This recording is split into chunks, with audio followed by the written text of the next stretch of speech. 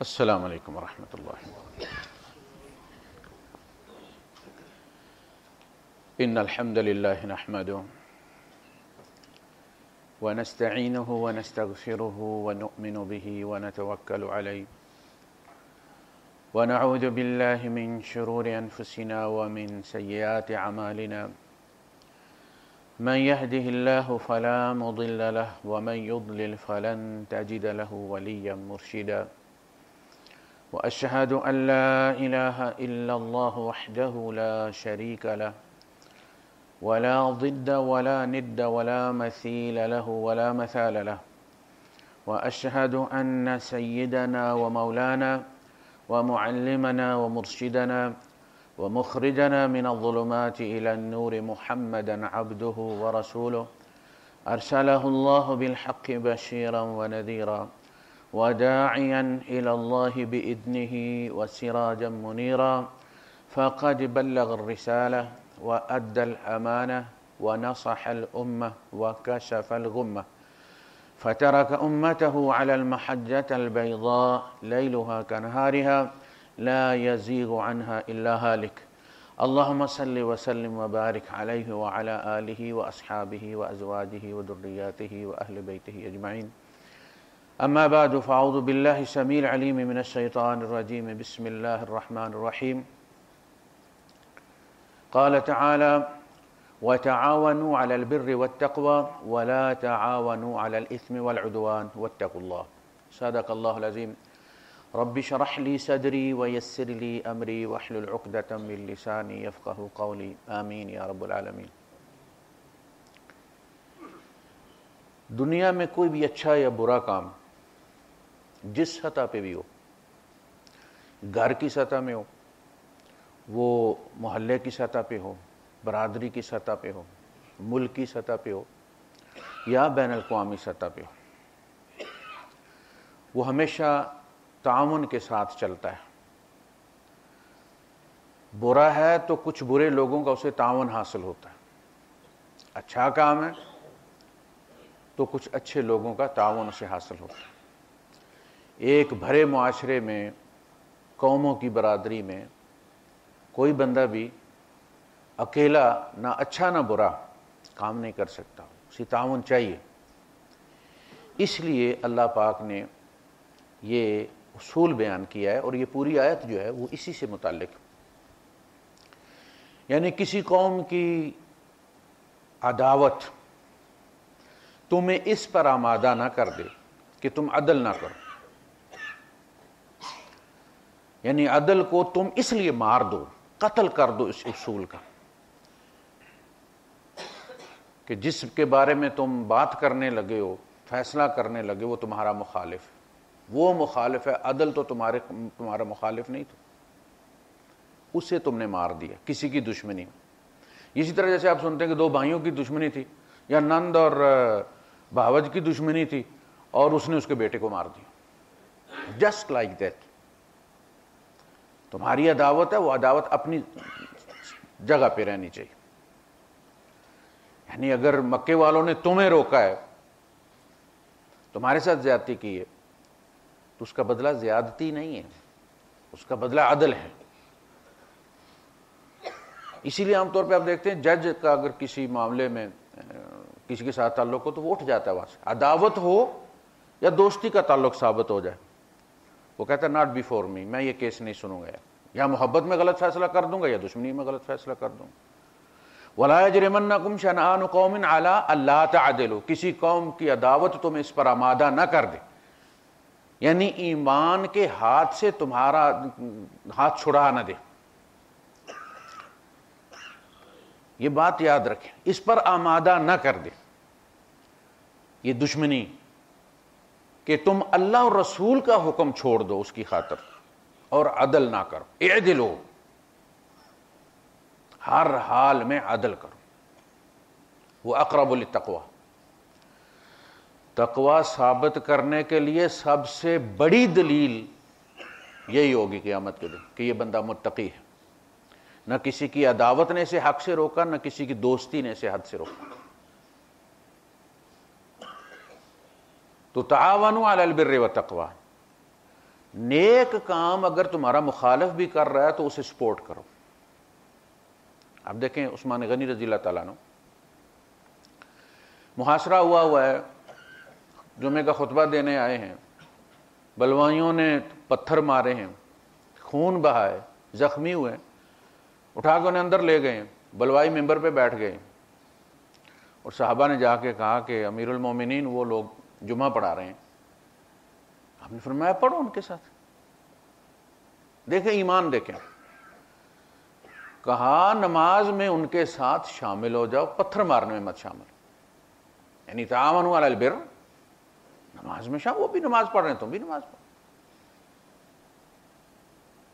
ولا تعاونوا علی الاثم والعدوان, case to case, تمہارا بھائی بھی ہے ناجائز کر رہا ہے کسی کے ساتھ تو تم کہو کہ یار تم غلطی پر, تمہاری زیادتی, اس کی ہمت ٹوٹ جائے گی. جب بھائی یہ کہہ رہا ہے تو لوگ ایسے تعاون دیں گے, وہ زیادتی ختم کر دے گا. یہ نہیں کہ کچھ بھی ہو میں تیرے ساتھ کھڑا ہوں, فکر مت کر, جان دے دیں گے, یہ کر دوں. اس میں وہ مارا بھی جائے گا تو جاہلیت کی موت مرے گا, ایمان کا اس کے ساتھ کوئی تعلق نہیں. بہت بڑی بات ہے. اعدلوا, اللہ پاک بھی تو دیکھیں, کہا جاتا ہے کہ تحلوا باخلاق اللہ, اللہ کے اخلاق اپنے اندر پیدا کرنے کی کوشش کرو اگر تم اس کے قریب ہونا چاہتے ہو. وہ سب کو لے کر چل نہیں رہا, اپنے مخالفوں کو, بتوں کی پوجا کرنے والوں کو بچے بھی دے رہا ہے, صحت بھی ہے, سب کچھ جب تک وہ زندہ ہے سب کچھ انہیں دستیاب ہے.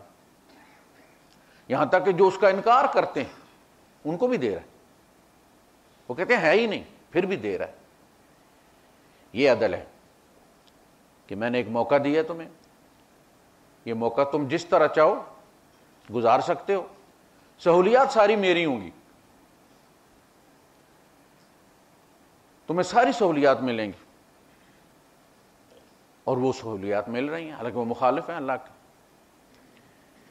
تو یہ جو اخلاقی صورتحال ہے جو ہم اپنے یہاں دیکھتے ہیں کہ بدتر ہے, یہ اس چیز کا مظہر ہے کہ معاشرہ متقی نہیں ہے. عدل کرو, بچوں میں عدل کرو. دیکھیں نا کہاں سے شروع ہوتی ہے بات, کہ ایک بندہ آیا اور اس کا بیٹا بھی پیچھے آ گیا تھوڑی دیر کے بعد گھر سے, اور اس نے اس کو بیٹے کو چوما اور اس کو گود میں بٹھا لی. بیٹی نے بھی سنا جو ہے وہ کہ بھائی کدھر گیا, سب کو پتا ہوتا تھا, ایک ہی جگہ ہوتی تھی کہ ابا کہاں گیا ہے. وہ بھی آ گئی وہاں, دیکھا ابا بیٹھا ہوا ہے, ابا کے پاس آئی تو ابا نے اسے پیار کیا اور نیچے بٹھا دیا. اللہ کے رسول صلی اللہ علیہ وسلم ایک موضوع پہ بات کر رہے تھے, آپ روک گئے, آپ اس سے مخاطب ہوئے, وہ اہم مسئلہ ہے. آپ نے فرمایا اللہ کی قسم تو نے عدل نہیں کیا, تو ایک ران پہ ایک گھٹنے پہ اس کو بٹھا اور دوسرے پر اس کو بٹھا تاکہ وہ بچی ہرٹ ہوئی ہے.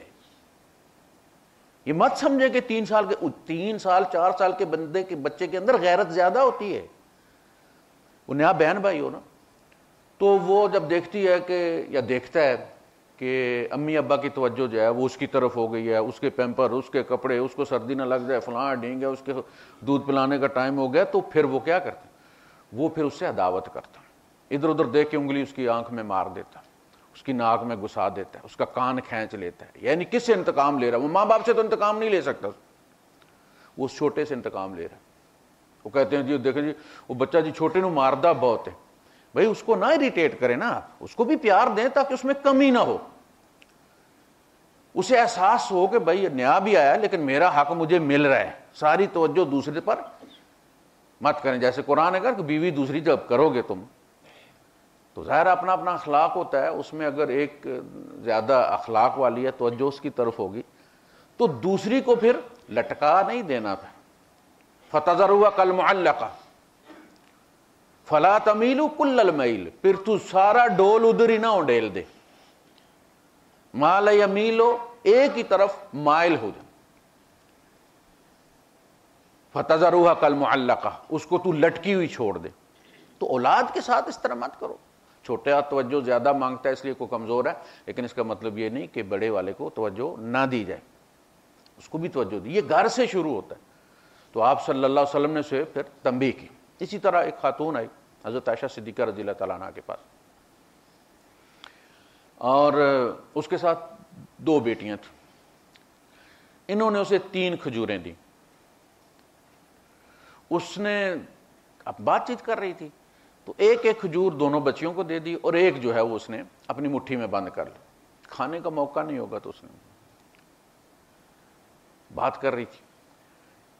وہ دونوں بچیوں نے فارغ کر کے اپنی کھجوریں کھا لی. انہیں اب کھا کے تو ایک بچی نے، اب دیکھیں بچوں میں بھی یہ ہوتا ہے کہ ایک بچہ منہ پھاڑ کے مانگ لیتا ہے یا خود سے اٹھا لیتا ہے، دوسرا بچہ مانگتا نہیں ہے یا خود سے نہیں اٹھاتا، لیکن اس کا مطلب یہ نہیں کہ اس کو وہ چاہیے نہیں، وہ شائی ہوتا ہے. ایسے بچے کو پہچانیے اور اسے خود دیجیے. دیکھیں نا، ماں ہوتی ہے وہ کہیں جاتی بھی ہے اگر، تو جو بچہ شائی ہوتا ہے اس کی زیادہ فکر کرتی ہے، وہ فلاں کہاں ہے، اس نے کھایا نہیں کھایا. وہ گھر میں بھی جب تک میں نہ دوں نہیں کھاتا، مانگتا نہیں ہے، وہ ڈھونڈ کے اس کے لیے کرتے. تو یہ ہونا چاہیے. تو اس نے کیا کیا، مانگا ایک بچی نے، اسے دے دینا چاہیے تھا، لیکن اس نے اس کھجور کو توڑا 2 کی، ایک اس بچی کو دی پھر ایک دوسری کو دی. بچہ ایک ڈیمانڈ کرتا ہے، بچہ ایک ڈیمانڈ کرتا ہے، اور جو ڈیمانڈ نہیں کر رہا آپ اس کو بھی لے کر دیں. عدل کا تقاضا یہی ہے. دل اس کا بھی کر رہا ہے، وہ بھی بچہ ہے، اگرچہ مانگا ایک نے ہے، پھر ایک یا تو ایک کو بھی انکار کر دو، اگر 2 کے پیسے نہیں ہیں اسے ایک کو بھی انکار کر دو یا دونوں کے لیے لاؤ. اس کے شائنیس کو اس کا جرم مت بنا دو کہ ہمیشہ محروم رکھو اسے، اور بڑے ہو کر بھی زمین اس کے نام لگا دو جو منہ پھٹ ہے، جو گریبان پہ ہاتھ ڈال کے لیتا ہے، اور جو نہیں مانگتا تم کہ وہ بیچارہ مسیتڑے اللہ لوگوں کے نہ بھی دیتا تو چپ کر جائے. یہ ظلم کی ابتدا گھر سے ہوتی ہے. تو حضرت عائشہ صدیقہ رضی اللہ عنہ نے نوٹ کر لی یہ بات. جب اللہ کے رسول صلی اللہ علیہ وسلم آئے تو انہوں نے کہا کہ اس طرح سے میں نے 3 کھجوریں دی تھی، 3 بندے تھے، 2 بچیاں تھیں، ماں تھی. تو دونوں بچیوں نے کھا لی، تو اس نے پھر ایک نے مانگی تو اس نے اس کو توڑا اور دونوں کو آدھی آدھی دی. اللہ کے رسول صلی اللہ علیہ وسلم خاموش ہو گئے. تھوڑی دیر خاموش رہنے کے بعد فرمایا کہ اس کے عدل نے اس کو بخشوا دیا. یہ جنت اور جہنم جو لوگ کہتے ہیں نا کہ وہاں پہ کوئی ایسا پل ہوگا جو بال سے باریک ہوگا اور تلوار سے تیز ہوگا، وہ وہاں نہیں ہے، وہ ایکشن ری پلے ہے، وہ یہاں ہے، ہمارے گھر میں ہے. وہ پل صراط تھا جس پہ عورت کھڑی تھی اور اس نے عدل کیا دونوں بیٹیوں کے برابر، وہ پار کر گئی. ماں اور بیوی میں تلوار سے تیز اور بال سے باریک ہی ہوتا ہے، کسی کی حلق تلفی نہ ہو. یہ سارے پل صراط یہاں ہیں، اور یہاں ہم گرتے ہیں. وہاں ریزلٹ سنایا جاتا ہے کہ یہ تھا موقع تمہارا جنت میں پہنچنے کا، اور تم ڈاواڈول ہو کر گئے، گرے.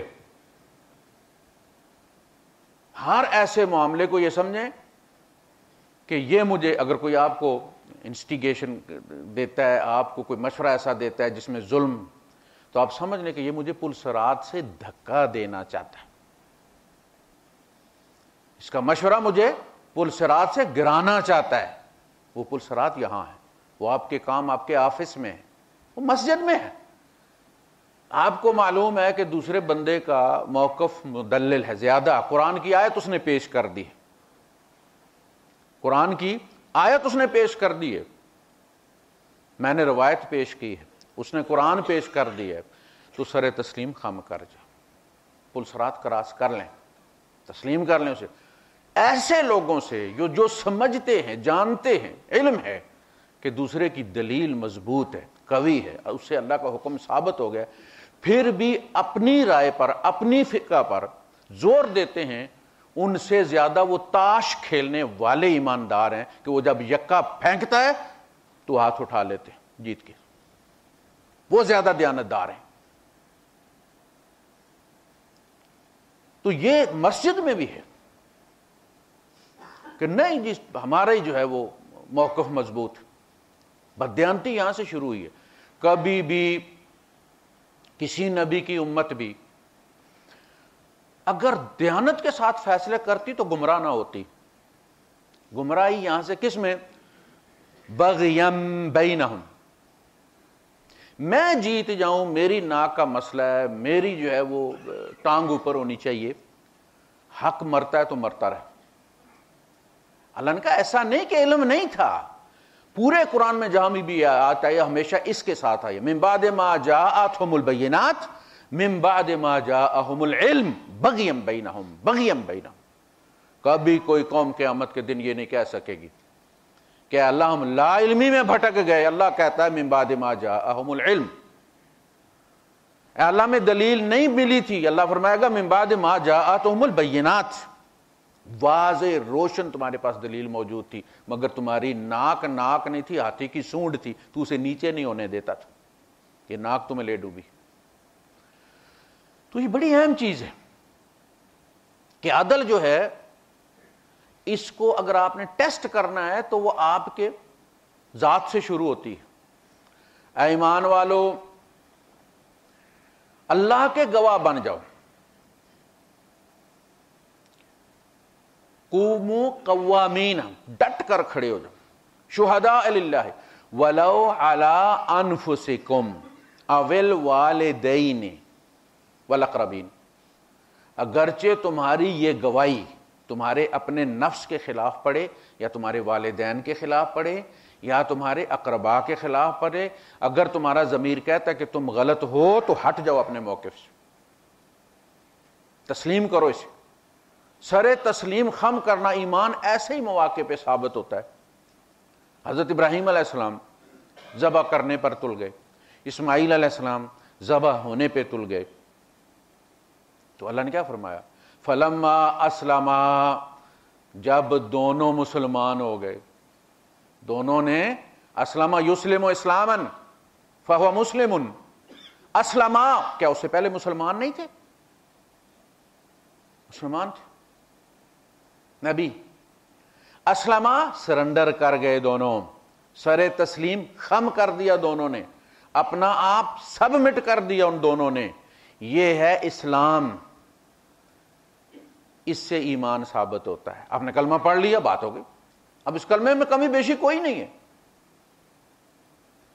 جو نماز نہیں پڑھتا، جو روزہ نہیں رکھتا، کلمہ وہ بھی پڑھتا ہے، مسلمان کہلاتا ہے. ختنے ہوئے ہیں، جنازہ بھی اس کا ہو جاتا ہے، نکاح میں بھی اس کو وہی آیت ہے پڑھ کے نکاح پڑھایا گیا، اس کا مسلمانی ثابت کہاں ہوتی؟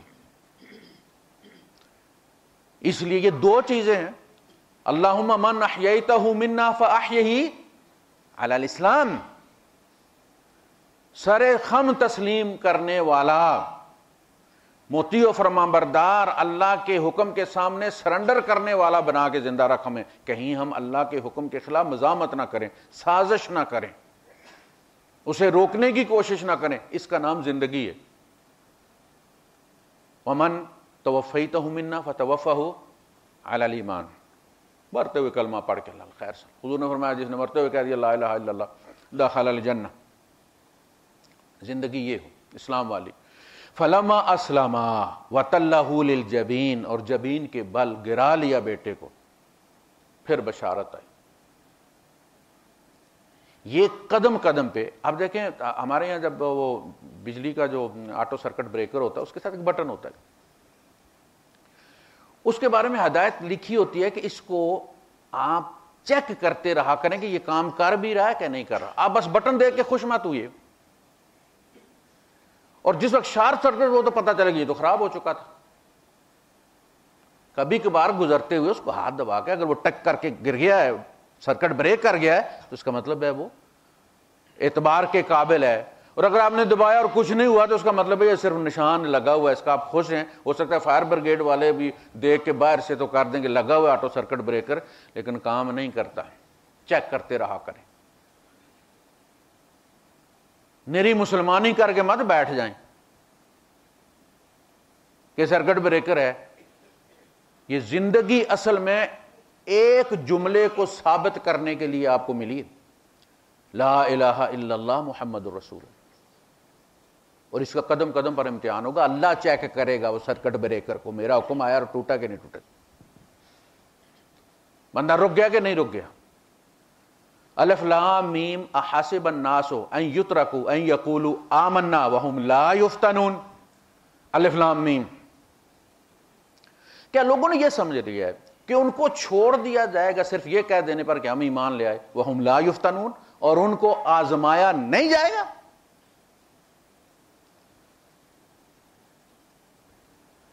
ان سے پہلوں کو بھی ہم آزمائیں, یعنی یہ تمہارے ساتھ کوئی زیادتی نہیں ہے کہ جی اس صدی کے 21ویں صدی یا 20ویں صدی کے لوگوں کو آزمانا شروع کر دیا اللہ پاک نے اچانک. وَلَقَدْ فَتَنَّ الَّذِينَ مِن قَبْلِهِمْ وَلَيَعْلَمَنَّ اللَّهُ الَّذِينَ صَدَقُوا وَلَيَعْلَمَنَّ الْكَاذِبِينَ. ہم تم سے پہلوں کو بھی آزما چکے اور اللہ جان کر رہے گا. اللہ کو معلوم ہے, مطلب یہ کہ اللہ یہ چیز ریکارڈ پر لا کے رہے گا تاکہ قیامت کے دن تمہیں دکھائی جائے کہ یہ تمہیں جہنم میں لے کر جا رہی ہے یا جنت میں لے کر جا رہی. فَلَيَعْلَمَنَّ اللَّهُ الَّذِينَ صَدَقُوا, جو لا الہ الا اللہ میں سچے تھے, وَلَيَعْلَمَنَّ الْكَاذِبِينَ, اور جو جھوٹے تھے ان کو بھی جان کر رہے گا. أَرَأَيْتَ مَنِ اتَّخَذَ إِلَٰهَهُ هَوَاهُ. اے نبی آپ نے اس بندے کا حال دیکھا, اس کا کریکٹر دیکھا آپ نے, کہ جس نے یعنی کلمہ پڑھتا ہے لیکن پریکٹیکلی اس نے اپنا الہ, وہ ہستی جس کی کمانڈ لی جاتی. اب یہاں سے ایک چارچا بیچتے ہیں مریخ, یہاں سے اسے کنٹرول کر رہے ہیں, یہاں سے اسے ہدایات دیتے ہیں. آپ کا اس سے رابطہ نہ رہے, وہ وہاں جو مرضیہ کرتا رہے, تو آپ کے کسی کام کا نہیں. وہ پاتھ فائنڈر جو تھا انہوں نے پہلے بھیجا تھا, اس کو انہوں نے کمانڈ دی ہوئی تھی کہ اگر تو اپنے آپ کو خطرے میں پائے تو خود کو سٹک کر لینا. تو وہ کہیں بیچارہ پتھر پہ چڑھا, گرنے لگا تو اس نے اپنے آپ کو سٹک کر لیا, ان کے ہاتھ سے نکل گیا. رب نے تمہیں بھیجا ہے اور اس کے ساتھ تمہارا رابطہ ہے, وہ تمہیں دیکھ رہا ہے. ہوا معکم اینما کنتم, جہاں تم ہوتے وہ تمہارے ساتھ ہوتا ہے. دکان پر بھی, صرف مسجد میں نہیں کہ یہاں سی سی وی لگا ہوا خدا کا, وہ دکان میں بھی جب تم کم تولتے ہو, جھوٹ بولتے ہو, قسم کھاتے ہو, وہ سن رہا ہوتا ہے. وہ صرف یہاں وضو چیک کرنے نہیں بیٹھا ہوا مسجد میں کہ یہاں خیال رکھنا ہے کہ ذرا کی ہوا سے تمہاری نماز ٹوٹ جاتی ہے, خدا کو پتہ چل گیا. اور وہاں بڑے بڑے بلنڈر کرتے ہو, کم ماپتے, کم تولتے ہو, اور اسی اللہ کی قسمیں جھوٹی کھا کر تم گاہ کو قائل کرتے ہو, اور وہاں خدا نہیں ہے. اور اسی وضو میں آ کے پھر تم خدا کے سامنے کھڑے ہو جاتے ہو مسجد میں, کوئی وضو نہیں ٹوٹا. ہوا معکم اینما کنتم واللہ بما تعملون خبیر واللہ بما تعملون بصیر. وہ دیکھ بھی رہا ہوتا ہے, وہ اسے باخبر بھی ہے. تو وہ دنیا ہمیں جو زندگی دی گئی ہے اور ہمیں جو آزمائش, ساری زندگی آزمائش. جس کے پاس دولت ہے, مال ہے, صلاحیتیں ہیں, خوبصورتی ہے, وہ بھی آزمائش. یہ زندگی نہیں ہے, یہ آزمائش ہے. اور اس کے سیگمنٹس ہیں. یہ پہلا سیگمنٹ ہے. اللہ پاک نے فرمایا ان هذه الحیات الدنیا لعب ولہو وللدار الآخرۃ لہی الحیوان. یہ دنیا کی زندگی کھیل تماشا, چور سپاہی, کبھی یہ اوپر آ گیا, کبھی وہ اوپر آ گیا, کبھی ایک ٹیم جیت جاتی ہے, کبھی دوسرا کپ لے جاتی ہے. یہی ہے نا کھیل تماشا. اللہ یہی کہہ رہا ہے کہ یہ زندگی آزمائش ہے. تمہیں ہر لمحہ, جو ایک دفعہ ورلڈ کپ جیت جاتی ہے وہ ہمیشہ کے لیے جیت جاتی ہے نہیں, 4 سال بعد دوسری ٹیم لے جاتی ہے تو اس کو کہا جاتا ہے کہ یہ ورلڈ چیمپئن ہے. تم نے ایک کام کیا, اللہ خوش ہو گیا, کہا لکھ لو بھائی بڑا نیک بندہ ہے. دوسرا بد کیا تو اب بد لکھا جائے گا نا. حضور کے صحابہ کو بھی سزا ملی ہے نا, سنگسار بھی ہوئے ہیں, ہاتھ بھی کٹے ہیں, کوڑے بھی مارے گئے ہیں. تو جب گناہ ہوا تو سزا دی ہے نا. یہ تو نہیں کہا کہ بھائی اب یہ صحابی ہے اور اس کو 7 خون معاف. لہذا اس نقطۂ نظر سے دیکھیں آپ کہ جو غریب ہے وہ اصل میں امیر کا امتحان ہے. اب اس امیر کو قیامت کے دن کس طرح پکڑا جائے گا کہ تمہارا امتحان لینے کے لیے میں نے اس مسکین کو گینی پگ کے طور پر استعمال کیا, ٹیسٹ کے طور پر استعمال کیا. تمہارے ایمان کا تجربہ اس پر کیا, تمہارے شکر کا تجربہ تمہارے اس رشتہ دار پر کیا, پڑوسی پر کیا. وہ صحابہ کی دعا ہے نا, ربنا لا تجعلنا فتنة للذین کفروا، ربنا لا تجعلنا فتنة للذین ظلموا، اے اللہ تو ہمیں ظالموں کا ظلم ٹیسٹ کرنے کے لیے، کافروں کا کفر ٹیسٹ کرنے کے لیے ہمیں کسوٹی نہ بنا۔ یعنی ایک بندے پر مقدمہ بنانا ہے تو ایک بندے کو کہنا ہے کہ بھائی تمہیں وہ چھیڑے گا یا مارے گا یا تم پر گولی چلائے گا، پھر ہم اس کو پکڑیں گے، اس کو گولی لگ جاتی، تکلیف تو اس بیچارے کو ہوئی ہے نا۔ تو وہ کہہ رہے ہیں کہ اللہ پاک تو بس ہمیں کسی ظالم کے ٹائے نہ چاڑ، اس طرح کہ اس کا ظلم ثابت ہو جائے۔ اب وہ رشتہ دار، اللہ پاک کہے گا دیکھ اس نے کتنی غربت کاٹی ہے تمہارے پڑوس میں رہ کے، میں نے اسے غریب بنایا، اس نے لاکھ ہاتھ پاؤں مارے لیکن میں نے اس کو ابھرنے نہیں دیا، اس کو امیر نہیں ہونے دیا، تاکہ تیرا ٹیسٹ وہ ہے، وہ بٹن، وہ جنت والا۔ آپ مسجدیں بناتے رہیں، مسجد کو بھوک نہیں لگتی، مسجد پیاسی نہیں ہوتی، مسجد بیمار نہیں ہوتی، مسجد کو بلڈ کی ضرورت نہیں ہوتی، وہ جو پڑوسی ہے یہ ساری ضرورتیں اس کی، تو نے اسے نہیں کیا، تو نے اس کا کوئی کام نہیں کیا، وہ تھا تیرا ٹیسٹ، فیل ہو گیا وہ تیری ذمہ داری تھی۔ تو ایک بندے کو اللہ نے ساری زندگی غریب رکھا آپ کا ٹیسٹ لینے کے لیے، معلوم یغرر، جب تک آپ کو غرغرہ نہیں ہوتا۔ بہت بڑی دفعہ ہے، بہت بڑی دفعہ ہے۔ فادخلی فی عبادی وادخلی جنتی وآخر دعوانا الحمدللہ رب العالمین۔